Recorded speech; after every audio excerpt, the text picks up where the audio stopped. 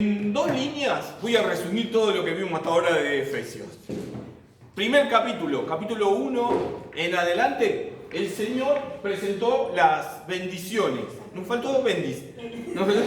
Las bendiciones del Señor. Todo lo que Él tiene para nosotros, todos sus regalos, la nueva posición, todos los cambios que hizo en nosotros. El apóstol Pablo, ¿se acuerdan? En los primeros versículos del capítulo 1 fue como una catarata que no podía parar de pasión, escribiendo cómo el cielo se desplegaba y veía todo lo que hay para nosotros. Después de eso, que fue lo que siguió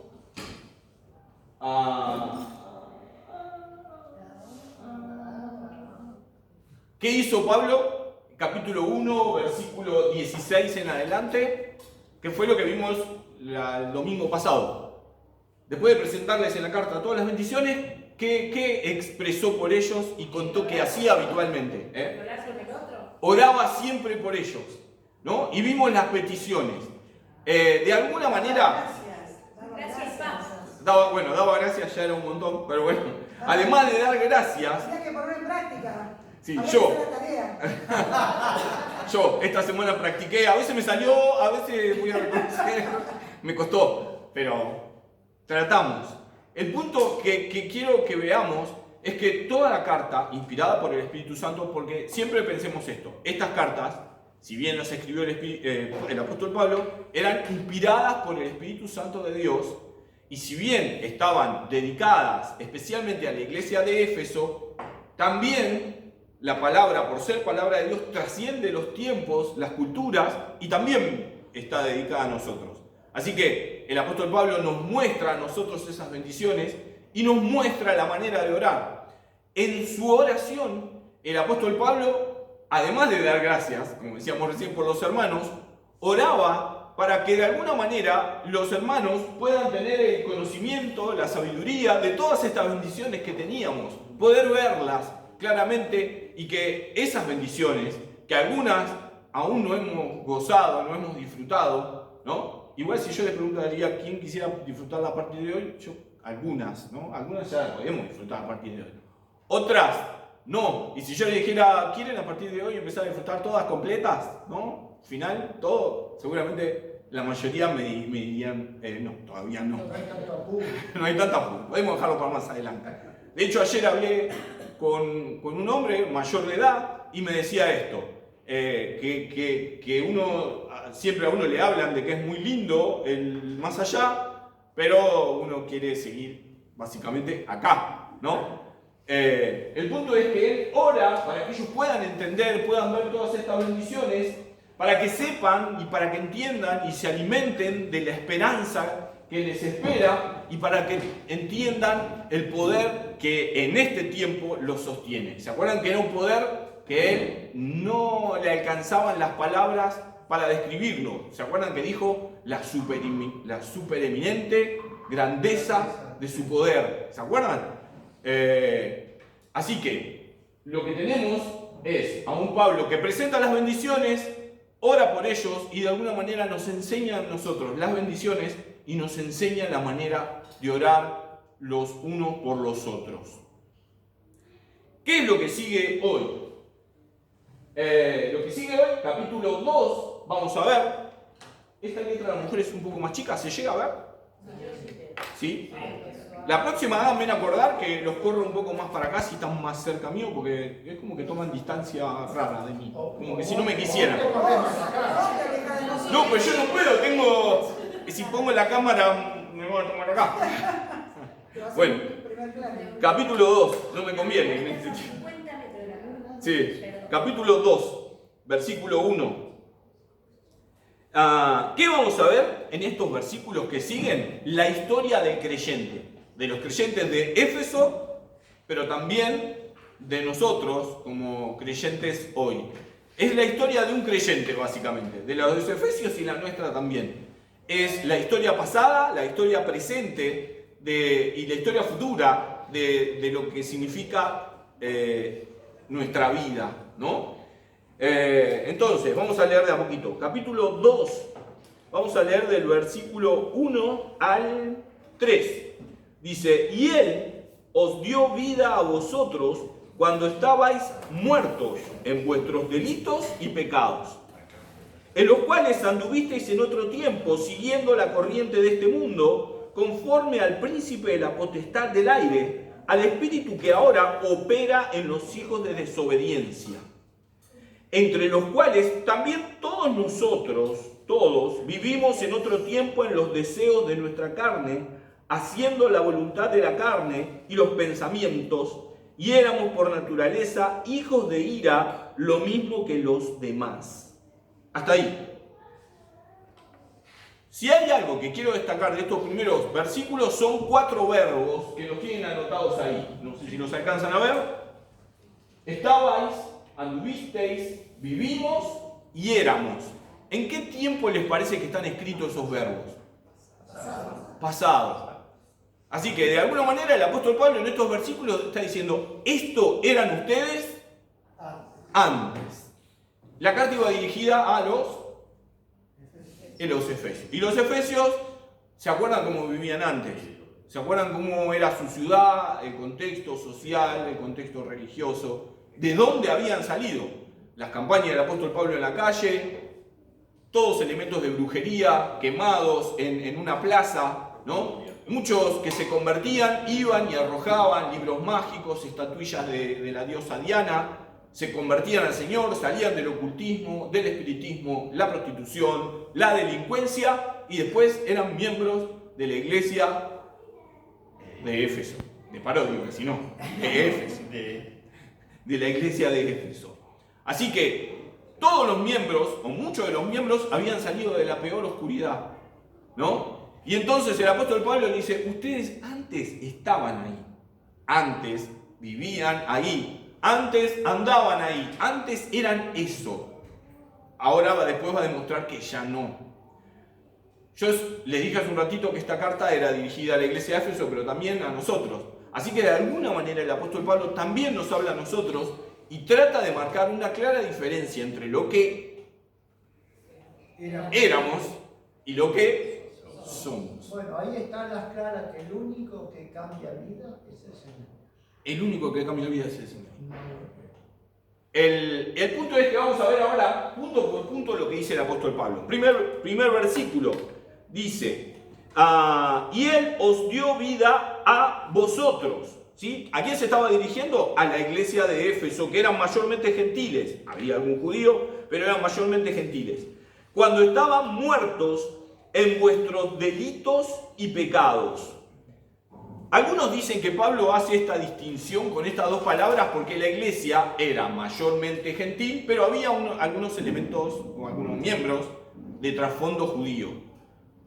Porque cuando uno mira la palabra delito y pecado no entiende bien a qué apunta el apóstol Pablo en nuestro castellano, ¿no? Para nosotros delito es alguien que infringe, ¿qué cosa? La ley.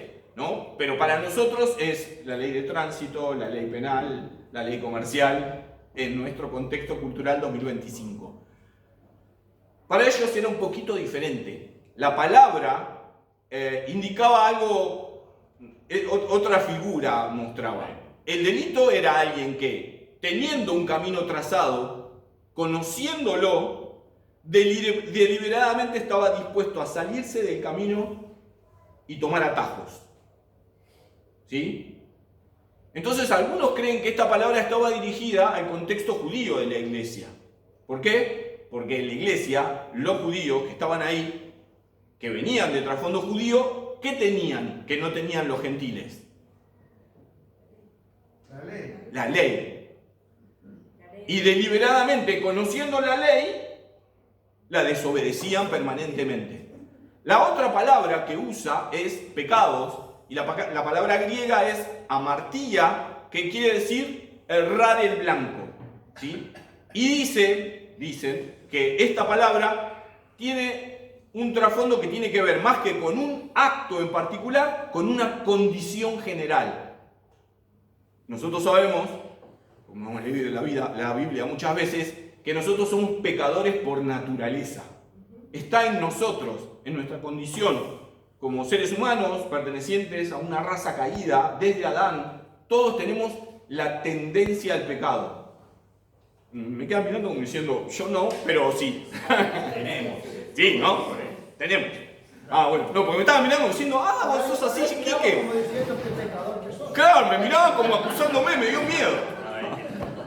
Todos estamos en esa condición de pecadores, ahora redimidos, ya vimos en el primer capítulo eso. Pero todos los seres humanos somos pecadores, tenemos esta condición. Por eso el apóstol Pablo, hablando con la iglesia de Éfeso, dijo, hay gente en ustedes que conoce la ley y no la obedece, y hay otros que, obviamente, por naturaleza, con ley o sin ley, erran igual. Así que con esta frase el apóstol Pablo estaba abarcando a todos, y está usando el verbo cuando estabais muertos en delitos y pecados, generalizando a todos y diciendo que en esta condición, y usa otra palabra, es ustedes antes estaban muertos en esto, en delitos y pecados. Pero el apóstol Pablo ahora hace una figura y está hablando de un cadáver, básicamente, porque es la palabra que él usa cuando habla de muertos. La palabra es necros, de necrosis, de muerte, así que está hablando de un cuerpo muerto. Y lo que Pablo usa para los escritores, para los miembros de la iglesia de Éfeso y para nosotros, es que nuestra condición antes de conocer al Señor, nuestra condición espiritual, era la muerte. ¿Suena de fuerte así como lo escuchan? Antes de conocer al Señor, estábamos muertos espiritualmente. Es la misma muerte que experimentaron Adán y Eva cuando pecaron, desobedecieron. Es la misma muerte que experimentó Adán y Eva y toda la raza después de ellos, separados de Dios. Voy a aclarar qué significa muerte espiritual, porque si no, suena como muy abstracto, como muy, no sé. Pero para que se entienda qué significa estar muerto espiritualmente, yo quiero remontarlos a todos, sus vidas antes de conocer al Señor.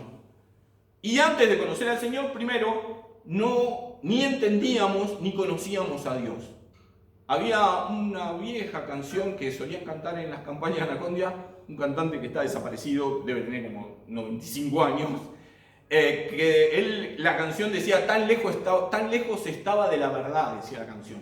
Y decía, yo vivía en mi propio mundo, y dice, él en la canción decía, pensaba que Dios era un hombre anciano, de cabello blanco, que controlaba el mundo desde su lejanía, un Dios lejano, que controlaba el mundo desde una computadora. Esa era la imagen que él tenía de Dios. Y la imagen que nosotros teníamos de Dios también era difusa, ¿no? Recuerden ese tiempo, ¿qué imagen tenían de Dios? Y tenían la imagen de un Dios que castiga, un Dios que está lejano, un Dios que se desentiende, a un Dios que no le importa lo que pasa en el mundo, que los chicos que mueran de hambre, ¿no? Y estos eran nuestros argumentos antes. Las guerras en Medio Oriente, las bombas que explotan, un Dios desinteresado. Esta era la imagen que teníamos de Dios antes. Un Dios lejano, ¿sí? O un Dios que solo se preocupa por nosotros en determinadas situaciones. Un Dios al que recurríamos, básicamente todos podemos reconocer de que no conocíamos a Dios realmente. La imagen de Cristo en la cruz era... Hay un reel que apareció últimamente para la Pascua y decía, cada vez que a Jesús le pasa algo, ¿lo vieron? ¿O no? No lo vieron, bien, buenísimo. Dice, cada vez que a Jesús le pasa algo, yo aumento 8 kilos. Y es verdad, porque es la imagen que tenemos de Jesús. Viene la Pascua, nos la damos. Viene la Navidad, nace Jesús, también. Es la oportunidad para el exceso, ¿no?, gastronómico. Ese era el concepto que teníamos de Jesús antes. El Jesús gastronómico, ¿no? El que nos da la oportunidad de pegárnosla en la pera, ¿no? Y tener un flor de permitido. Era la imagen que teníamos. No conocíamos a Dios, estábamos muertos. Estábamos tan muertos que hacíamos las cosas mal y tampoco nos importaba. ¿O no? Ustedes podían pelearse, insultar, agarrarse a trompada y nada, curarse los nudillos y todo sigue. ¿Sí o no? Vos fíjate que todas esas tradiciones que se crearon fueron creadas por personas que están muertas. Básicamente. Porque nada que ver con lo que realmente... Nada que ver con la realidad. Nada que ver con la realidad. Solo días comerciales son, de consumismo. ¿No? Porque ¿quién va a comer en Pascua pan sin levadura y hierbas amargas? Yo paso, prefiero chocolate.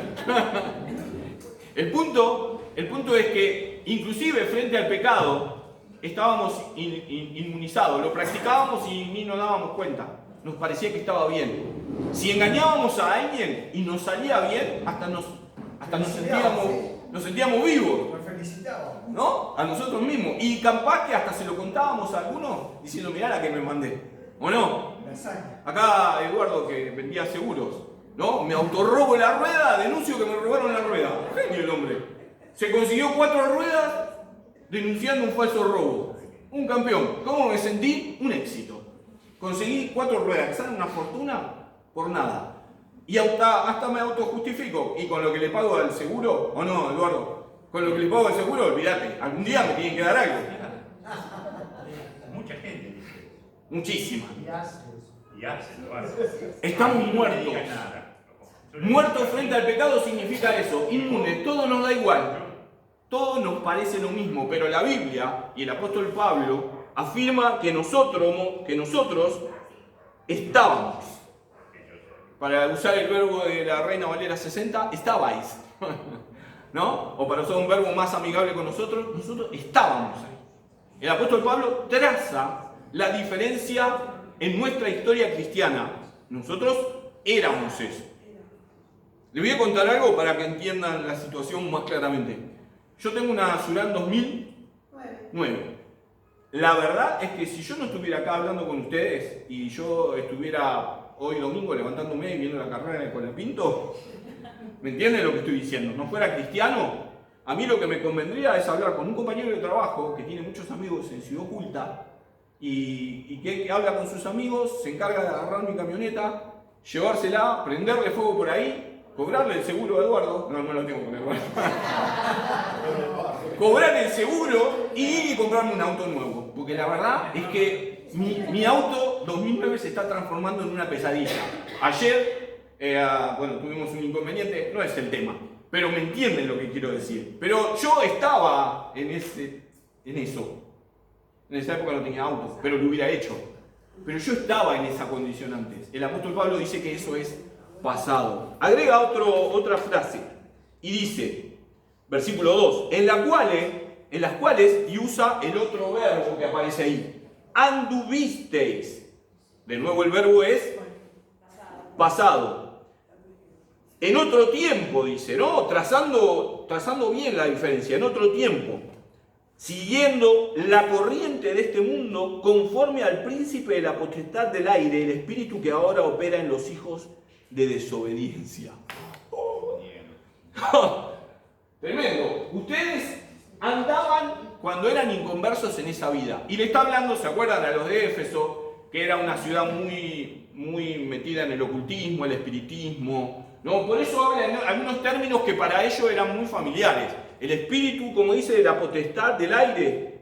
Espíritu que ahora opera el príncipe de la potestad del aire. Espíritu que opera en los hijos de desobediencia. ¿De quién habla claramente para nosotros ahí? El resto del mundo que no cree. No, el espíritu del mundo en la frase anterior. Acá está hablando de quién. Los que no obedecen al Señor. No, miren. El príncipe de la potestad del aire. ¿De quién habla? De Superman. Del diablo. Entonces le dice, ustedes antes, para usar términos evangélicos 2025, ustedes antes andaban en el mundo y le hacían caso al diablo. ¿Se entiende ahora? Reina Valera RB larga, Gulacio. Así andaban ustedes antes. Versión libre. Sí. Así estaban antes. Lo que hacía el mundo, hacían ustedes. Y lo que el príncipe del mundo les sugería al oído que hagan, era lo que ustedes hacían, en lo que ustedes antes andaban. ¿Saben que este verbo, andar, que es el verbo que usa mucho el apóstol Pablo, se ve que era fanático del verbo andar porque lo usa todo el tiempo? Lo usa para decir, ustedes antes andaban así, ahora deben andar así. El verbo, yo no sé si los conté, es un verbo griego que se escribe así. Y a mí me resulta gracioso, no sé ustedes. Pateo. Pateo es de andar pateándola. Peri es alrededor de algo, sin alejarse, claro, cerquita de algo, de ahí viene. Peripateo. O sea, ellos antes andaban rondando y haciendo lo que hacía todo el mundo. Y antes andaban, peripateaban, ¿no? Ahí, alrededor de lo que el enemigo quería. Pero eso era antes. Después agrega esto, que el espíritu, ¿no? El príncipe de la potestad del aire, que ahora opera en los hijos de desobediencia. ¿Qué está diciendo el apóstol Pablo? Ese que antes los influenciaba a ustedes, los hacía hacer cositas raras, es el que opera en la gente que está alrededor de ustedes, sus vecinos, ahí en la ciudad de Éfeso. Pero también en Palomar, en Caseros, ¿no? Esos mismos vecinos son los que siguen andando alrededor de esto y son hijos de desobediencia. Está diciendo, están preparándose para el castigo, porque después vuelve a usar una frase en donde afirma esta verdad. Dice otra, versículo 3, entre los cuales también nosotros, afirmando todo el tiempo, vivimos en otro tiempo en los deseos de nuestra carne, haciendo la voluntad de la carne y de los pensamientos. Otro verbo, vivimos. Otra vez un verbo en pasado. Antes estábamos establecidos y vivíamos por allá, manejados por los deseos de nuestra naturaleza carnal. Si la carne pedía, a la carne le dábamos lo que quería. No era, y no nos importaba, porque estábamos, como decía el apóstol Pablo, estábamos muertos. Entonces, lo que la carne pedía, a la carne se le daba. ¿Sí? Lo que nuestros deseos necesitaban, esos deseos iban a ser satisfechos. Sin importar, vivíamos ahí, estábamos muertos. Después de eso, la conciencia no nos condenaba. estaba... Si bien yo te digo por mí, ¿no? Cuando estaba en el mundo, Sí, cuando tenía que hacer algo malo, siempre en la conciencia venía el hecho de decir, no estaría bien. Tenemos implantado algo que se llama conciencia. el otro lugar, Sí. el otro lugar decía, dale nomás. Si nada- Mandale mecha. ¿Entendés? O sea, estaba el llamado igual, porque en algún momento habremos escuchado algo de que estaba mal eso, pero viste, la conciencia estaba cauterizada. Hay algo que tenemos que se llama conciencia y que lo tiene implantado todo ser humano cuando nace. Pero como estamos muertos, a gata alcanzamos a escucharla y podemos silenciarla fácil. Sí. Ese es el punto. Porque un indígena que nunca escuchó la palabra de Dios, en medio de la selva, en un país más perdido del África, en una de las tribus que jamás vio la televisión y salió a vivir en Las Vegas, en una ciudad pecaminosa, cuando hacen algo, hay algo ahí en su conciencia que les dicta que está mal. Pero como estamos muertos, no alcanzamos a escuchar y no obedecemos. Estamos muertos en delitos y pecados, reafirmando la frase del apóstol Pablo. Entonces vivíamos satisfaciendo nuestros deseos. Y el último verbo, haciéndolo, el versículo, ay, se me borró ahí, el 3, ¿no? ¿Digo bien? No, el final del 3 sería. Y éramos por naturaleza hijos de ira, lo mismo que los demás. Y ahora usa el último verbo en pasado y dice éramos, ¿no? Y no dijo hijos de Dios, éramos hijos de ira. Lo que el apóstol Pablo está diciendo así indirectamente es, antes estábamos separados de Dios, condenados de Dios. Lo mismo que dice en Romanos, todos pecamos, todos estamos destituidos de la gloria de Dios. Todos el pecado nos condena. Hijos de ira significaba que un día, si permanecíamos en esta situación, el juicio de Dios vendría sobre nosotros. Por eso es tan dramático el relato del apóstol Pablo acá de lo que era nuestra condición antes. Estábamos siendo preparados para el juicio final, para el día de la ira de Dios. Hijos de ira. Y entonces, ahora abre un telón de gracia sobre nosotros. Porque la primera palabra que usa en el capítulo 2, versículo 4 es pero Dios. Y quiero resaltar esa frase. Yo la resaltaría en mi Biblia con flujo, pero Dios. Porque de alguna manera, si nosotros pensamos en cada una de nuestras vidas, hubo un momento en donde, pero Dios, ¿no? Empezó a buscarnos, empezó a llamarnos, empezó a tocarnos, ¿no? Para atraernos hacia Él. Y entonces el apóstol Pablo dice, pero Dios, que es rico en misericordia, por su gran amor con que nos amó, aún, escuchen esto, aún estando nosotros muertos en pecados, nos dio vida juntamente con Cristo, por gracia sois salvos. Y esto habla de la gracia de Dios. Dice, voy a repetir algunas partes del texto. Dice, un Dios que es rico en misericordia y por su gran amor con que nos amó.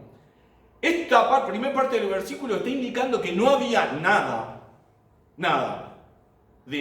en nosotros que fuera agradable a Dios. ¿Me siguen? No hay mérito alguno nuestro. Por lo único que hoy somos hijos de Dios es por su gracia y por su amor. Es por su misericordia. ¿Entienden? Él dice que Él nos amó aún estando muertos en pecados. Nos amó antes. Y esto me parece que es otra verdad que uno a veces pierde de vista, ¿no? Piensen en antes, en lo que eran antes de conocer al Señor. Esa mugre que era Quique antes. En ese tiempo el Señor me amaba y me llamaba. Y pasó con cada uno. En ese tiempo, cuando estaba muerto, cuando no entendía, cuando pensaba que Dios era un anciano lejano, que le importaba poco este mundo y que yo podía vivir como quisiera, en ese momento aún así Él me amaba y me atraía hacia Él. Y dice que con su gran amor que nos amó, que estando muertos en pecado, nos dio vida juntamente con Cristo, por gracia sois salvos, y juntamente con Él nos resucitó y asimismo nos hizo sentar en lugares celestiales. En primer lugar, en el versículo 4 que leímos, está la fuente de nuestra salvación. A partir del versículo 4 cambia el escenario. Hasta el 3 cuenta cómo éramos antes. Y a partir del versículo 4 comienza a decir lo que somos a partir de que estamos en Cristo. Porque la fuente del versículo 4 es el amor y la misericordia de Dios, dijimos, ¿sí? Y ahora, en estos versículos que leímos recién, en un proceso presente, ¿sí? Usa 3 actos para decir lo que Dios hizo. Dios nos dio vida y agrega la frase juntamente con Él, ¿no? Como decía Oski hace un rato, nuestra salvación está en Cristo. Entonces Él nos dio vida juntamente con Él, pero también agrega algo. ¿Se acuerdan que comenzó esta historia diciendo que estábamos muertos? Entonces ahora dice, ahora ¿saben qué? Han sido vivificados, han sido resucitados con Él. Es insistente Pablo con el tema de en Él, ¿o no? ¿Se acuerdan en el primer capítulo? Todas las bendiciones eran en Él. Todo esto que nos está pasando es en Él. Entonces, nos dio vida juntamente con Él. Nos resucitó. Estábamos muertos juntamente con Él. Y ahora, miren esto. El apóstol Pablo dice, y le dice a los efesios, y nos dice a nosotros, ¿saben qué? Y no quedó la cosa ahí. Nos hizo sentar en lugares celestiales. Obviamente, con Él. Porque ¿se acuerdan lo que había dicho en el capítulo 1? Les voy a leer algo del capítulo 1 que vimos el otro día. Capítulo 1, versículo 20. La cual, el poder del que hablamos que está a nuestra disposición, la cual operó en Cristo, resucitándole de los muertos y sentándole a su diestra en los lugares celestiales. Quiere decir que nos hizo parte de la familia de Cristo. Y dice que nos sentó. Claro, si Cristo se sentó a la diestra y nosotros nos sentó, nos hizo parte. Yo estoy ahí primero, como Juan y Santiago, porque mi mamá habló con Jesús y le dijo, ¿Me Un entienden? pedacito ganado ya tenés. ¿Entienden lo que digo? ¿Entienden lo que el apóstol Pablo dice, inspirado por el Espíritu Santo? Miren qué bendición que tiene. ¿No? Él les dio vida, estaban muertos, no entendían nada. Él los resucitó porque estaban muertos, no percibían la vida de Dios. Y Él ahora los hizo sentar en lugares celestiales. ¿Y en qué tiempo está diciendo esto Pablo? ¿En qué verbo? ¿Qué tiempo verbal? Hizo pasado. Ya está hecho. Claro. El apóstol Pablo lo ve así, es un hecho. Él nos ve allá, sentados, a la diestra de Jesús, porque a la diestra de Dios está Jesús, entonces, digo, pero sentados en lugares celestiales. Estamos sentados. ¿Se dan cuenta que el apóstol Pablo está hablando de una nueva posición? Antes estábamos muertos, ahora estábamos vivos. Antes estábamos haciéndole caso a Mandinga, como dirían Corrientes, ¿no? Ahora somos hijos de Dios, sentados en lugares celestiales. Un hecho, estamos ahí. Es verdad que no lo vemos, ¿no? El apóstol Pablo después, en sus cartas, siempre habla de que todas estas verdades alcanzarán un cumplimiento final. Pero él sabe que Dios es fiel y para él está hecho. Su muerte en la cruz tiene poder para limpiarnos de pecado. Y si nosotros permanecemos en él, está claro, dice el apóstol Pablo, de que es como si ya estuviéramos en lugares celestiales. No es como nos sentimos a veces, ¿no? Pero ¿saben qué? Voy a aclarar esto. La Biblia no es un tema de emociones. Menos mal. Porque los emocionales o emocionalistas somos nosotros. La verdad es que a veces no te sentís sentado en un lugar celestial, ¿no? ¿No? ¿Te parece? La verdad es que me gustaría cambiar de silla porque estoy siendo en un lugar bastante incómodo, ¿no? Pero por la fe, lo que no vemos es esto. Estamos ya sentados en lugares celestiales. Y sigue diciendo,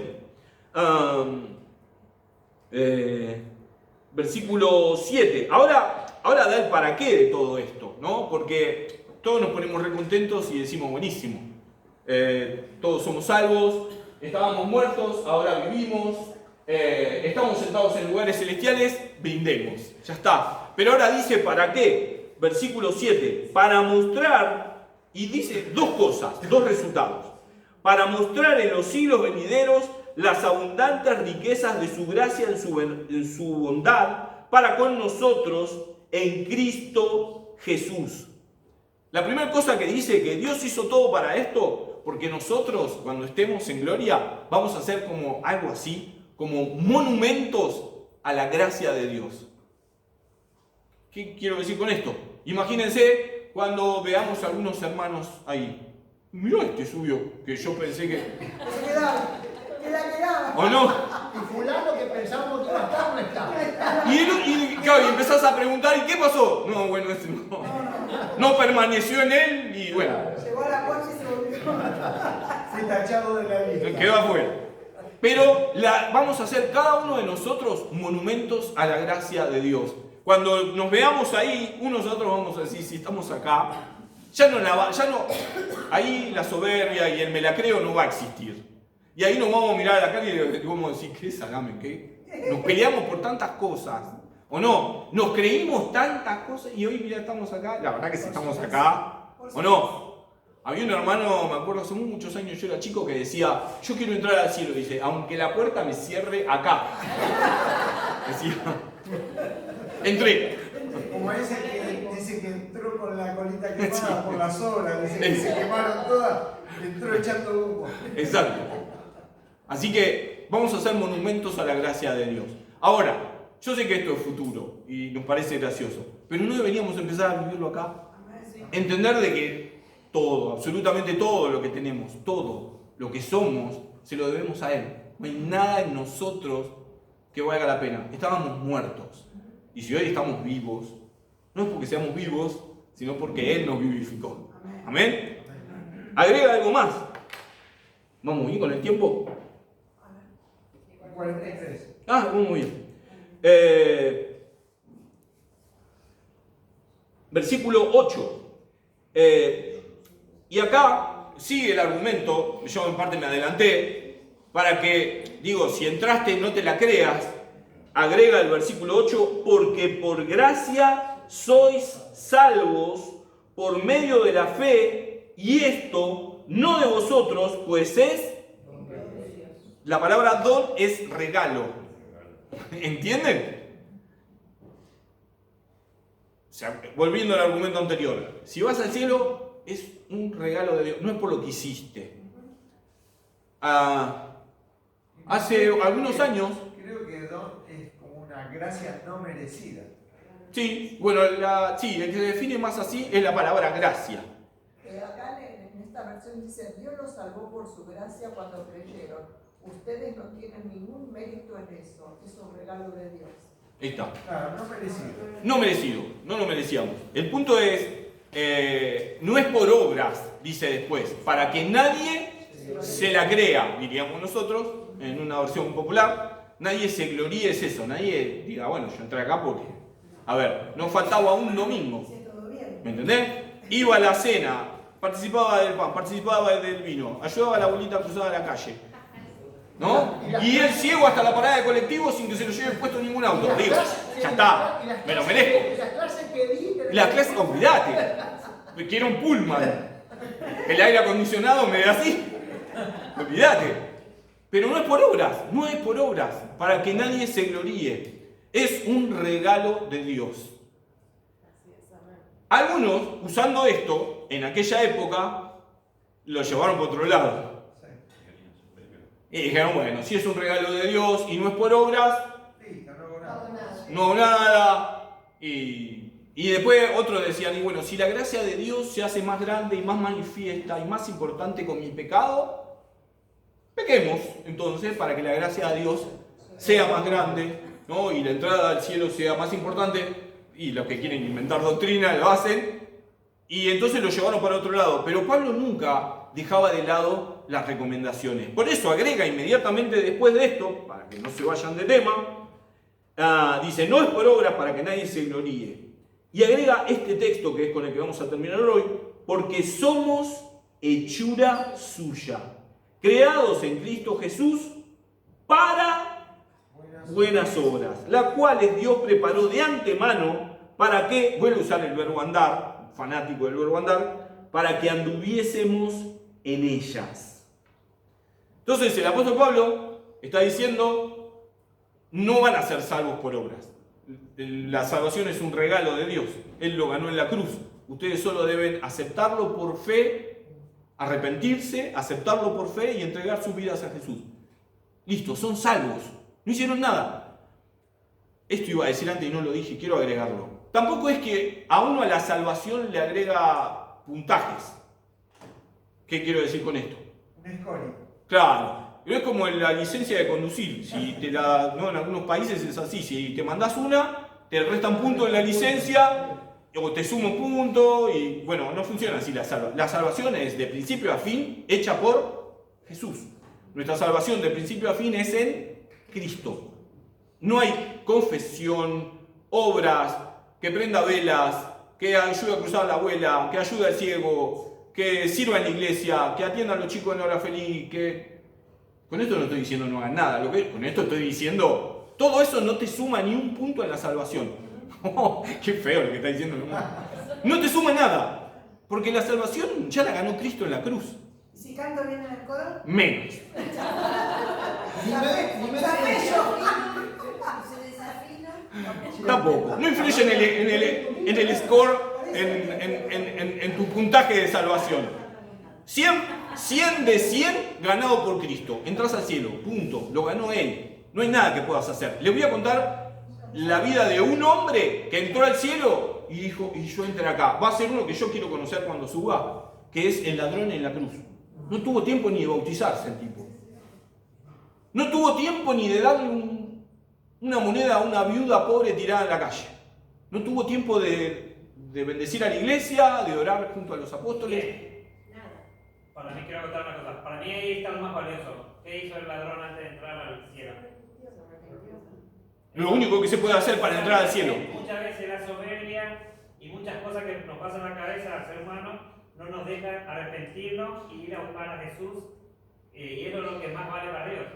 Un corazón. Eso creo que un corazón arrepentido, humillado, que se humilló, se arrepintió y Jesús le dio el cielo. Estando muerto espiritualmente en la cruz, le faltaba poquito para ser muerto físicamente también. Entre Para nosotros. ir donde fue el otro ladrón. Para ir donde fue el otro. Pero estando muerto espiritualmente en la cruz, esto es lo glorioso de toda esta historia. El tipo en la cruz, el ladrón, el que había afanado hace unos días y lo estaban crucificando por ser un ladrón, por ser un delincuente, ese día el tipo se arrepintió, aceptó que él era el Mesías prometido. Estamos hablando de segundos, metros, instantes. Muerto espiritualmente, en la cruz fue vivificado. Esta historia le pasó al tipo en la cruz en segundos. Muerto, fue vivificado. Entendió que él era el Hijo de Dios. Le pegó un reto al otro, al compañero de andanzas, el que andaban afanando en los trenes juntos. Se arrepintió y Jesús le dijo, no te hagas problema, desierto. Y encima Jesús le mandó un desierto. ¿Por qué se trabó? No, era para decirle, confirmadísimo, querido, desierto te digo, que hoy estarás conmigo en el paraíso. ¿Entienden? Un regalo de Dios. Ahí, Dijo, mirá quién traje. sin merecerlo. Por eso vamos a hablar con él cuando lleguemos. Lo buscamos y le preguntamos, ¿y qué onda? ¿Cómo fue tu regreso? ¿Cómo fue tu recibimiento? El punto es que agrega esto. Dice que fuimos creados en Cristo Jesús para buenas obras. Y usa una palabra. Bueno, ya después aclaramos eso de la palabra. El punto es que las obras no nos traen salvación, pero fuimos salvados para hacer buenas obras. Y acá está el cambio. Estábamos muertos, pero ahora somos vivos, y en nuestra viveza, no sé qué palabra usar, espiritual ahora, se tiene que mostrar que hemos nacido de nuevo, que estamos vivos para el Señor, y que le amamos, y que estamos unidos a Él. En nuestras obras se tiene que notar. Bueno, el hecho está que dice, ¿por qué los conocerás? Por sus frutos, decía Jesús. Bueno, a eso apuntaba Jesús. En tu forma de hablar, en tu forma de pensar, en tu forma de decidir, en tu forma de relacionarte. No solo en la iglesia, fuera de la iglesia, en la calle, en tu trabajo, en la facultad, en donde estés. La manera de manejarte, de hablar, de ser lo que sos, tu identidad, define que has sido salvo. No te salva, muestra que sos salvo. Sí, Dani. Tenemos que ser pequeños Cristos, como dice la palabra de Dios. Pequeños Cristos. Pequeños Cristos y, como decía Isabel, tenemos que tener pasión, pero por las almas que se están perdiendo. Pasión. Te amo. No. No digas la palabra pasión porque vuelvo a venir. ¡Ahora me cae la! Me distraes, hermano. Entonces, ¿las obras tienen que seguirnos? Sí. Sí, no van a confirmar nuestra fe, van a probarla, van a mostrarla. ¿Se entiende? No confirman la salvación, sino que la muestran, la expresan delante de los demás. Pero cierro con una palabra que usa el apóstol Pablo, griega, que es hechura, porque es una palabra rara. Somos hechura suya, creados en Cristo Jesús. Las dos palabras me gustan, hechura y creados. Creados voy a decir primero. Creados es que hemos sido fabricados y pertenecemos al fabricante. Es la idea de la palabra creados. ¿Sí? Y cierra muy bien con todo el argumento del apóstol Pablo. La verdad es que Él nos vivificó, nos dio una nueva vida, un nuevo nacimiento. Ahora le pertenecemos a Él como nuestro fabricante. Y agrega, somos hechura suya. Y la palabra hechura es poima en griego, que es de la palabra que se deriva a otra palabra que es poema. De hecho, es algo que ha sido construido, esta vez no por un fabricante, sino por un artista.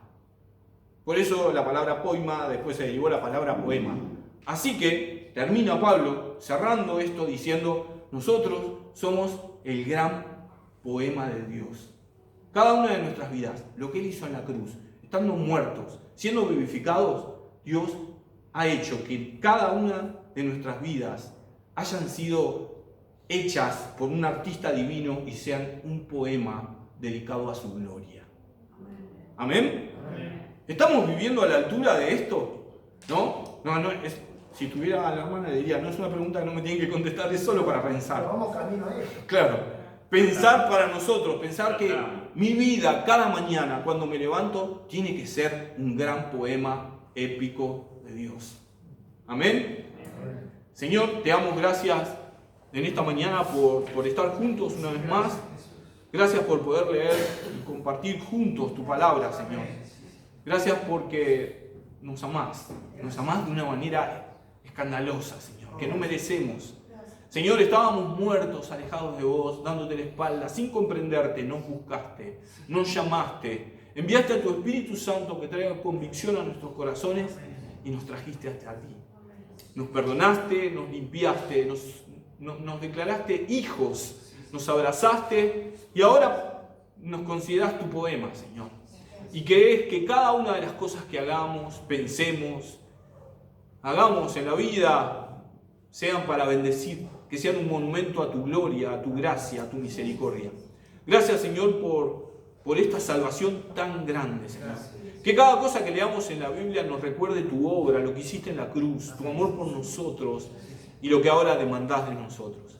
Señor, te pedimos que nos ayudes a seguir leyendo Efesios en la semana, a seguir escuchando tu voz, hablando a nuestros corazones. Queremos obedecerte, queremos amarte, queremos serte fieles, porque hiciste todo por nosotros.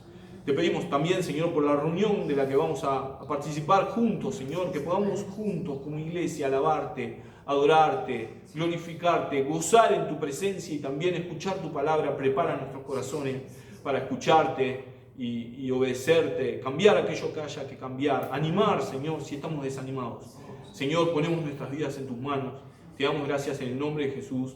Amén. Amén. Amén. Bueno.